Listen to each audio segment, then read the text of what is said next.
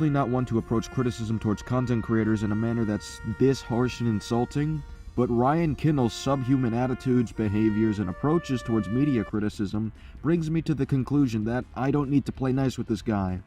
Hey, Alex! Alex, come here! They have a memorial to George Floyd.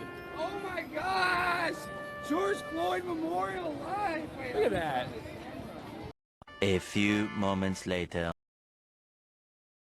Ryan Kinel once again fails to understand what it means to destroy a character, which comes to no surprise considering his other takes on destroying characters. Well, a lot to catch up on with Ryan the Bigot Kinel. For those who don't know, Ryan kind of became infamous a few months ago for claiming that the Batman was racist towards the white people because reasons. So we're going to catch the new people up on his insane interpretations of Batman and then move forward to She-Hulk. Now, Ryan cannot be trusted, and we'll be adding to some of his infamous charges. Let's start with the infamous set of criticisms he made of the Batman. Zoe Kravitz's Catwoman, I didn't know how I'd think about her. I really didn't. I'm not a huge... I don't like race swapping at all for any reason whatsoever. It's kind of inexcusable. However, Zoe Kravitz I think she did a great job kind of embodying that character. What's that? In spite of the race changes, the actor performed well when portraying the character. It's almost like we shouldn't judge a casting based on the actor's color of skin, rather the content of their performance. Jeffrey Wright didn't blow me away. I think it was fine as Commissioner Gordon.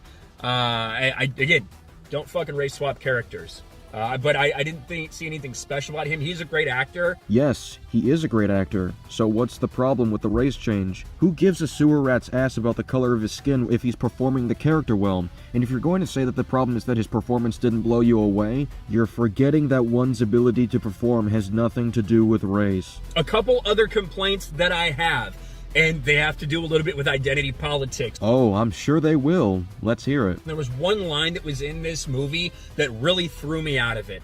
It is when Catwoman basically is saying they only care about themselves, these white privileged people.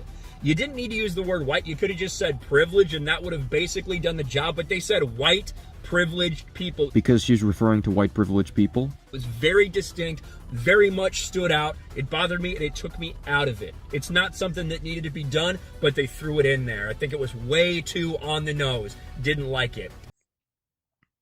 So SK has put out, I think, a pretty devastating video on what he did with She-Hulk and sort of interpreting it again as a part of this weirdo feminist communist conspiracy to destroy the white man. And SK concentrated on the aesthetics, but he did bring in some of the politics with Ryan Kinel. I will just add that Ryan, again, cutely, but he did invoke the, quote, black card, namely that he has some kind of ally. I think this is a black woman. I'll call her Theory Girl. I've seen some of her stuff in the past. It didn't seem too bad, but she more and more has associated herself with as nerdrotic and other racists. And that's a fact. They are racist. They've said racist things. They've done racist things. I find it hard to believe she's not aware of this. So she sold her soul to the literal white devil. And we're going to see him play that card very subtly. Now, I don't think Matt was perfect in this episode either. However, Ryan has failed to make at least one valid point against his character. Which is sad, really. And I guess how could this be summed up? How could Daredevil's appearance in She-Hulk be summed up with Charlie Cox returning to play Matt Murdock and Daredevil in the MCU?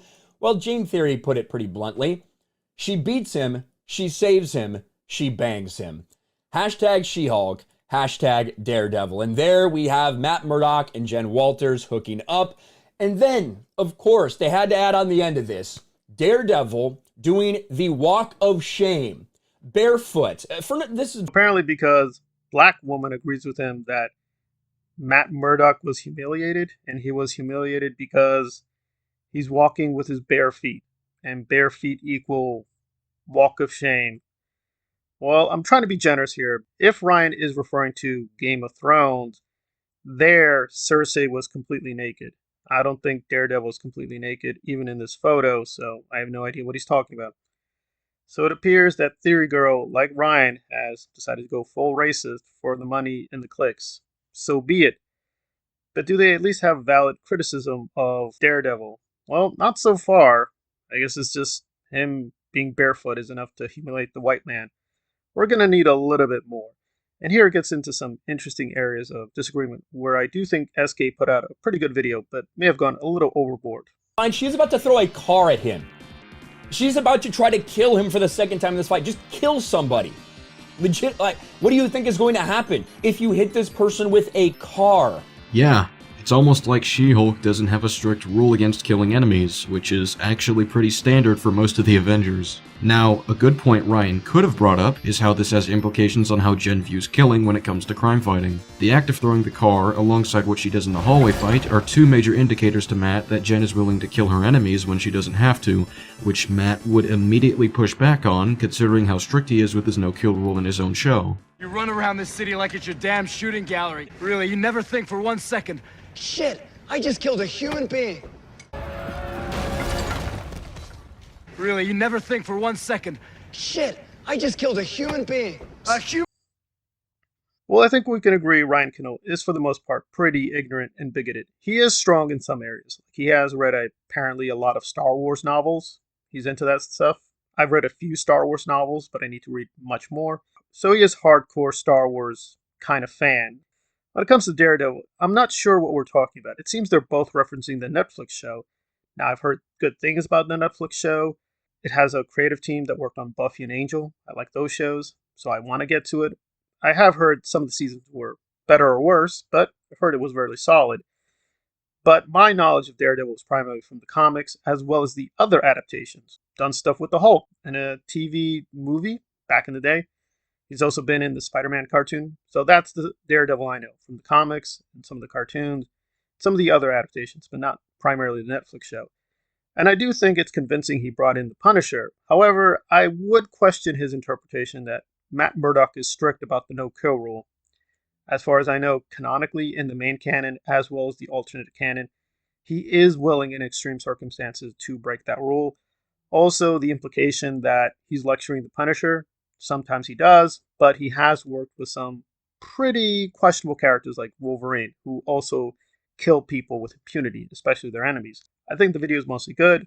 It definitely solidifies Ryan Kinel is not to be trusted. I'm adding that definitely Theory Girl should also not be trusted. Maybe she has occasional good media criticism, but now that she's working with bigots and racists, I don't think we can trust her. I also do think that Ryan did not put out a good video on She-Hulk, but I have to admit, I made it to episode 4, and then I basically gave up because it was really stupid, and it got progressively more stupid and racist even. But I think the issue of the no-kill rule is a little bit more of a question mark. I'm going to have to watch more of Netflix with Daredevil and do more research. I think that's more legit question mark. But I do agree, if we're basing this on the Netflix show, it does seem pretty unambiguous, but maybe they messed up the lore with Daredevil there. So it could be both sides are wrong, but it's more of an ambiguous space. But overall, yeah, I think he proved his point. Ryan remains a bigot, he remains stupid, but maybe he had one valid point with the She-Hulk show this time. Maybe.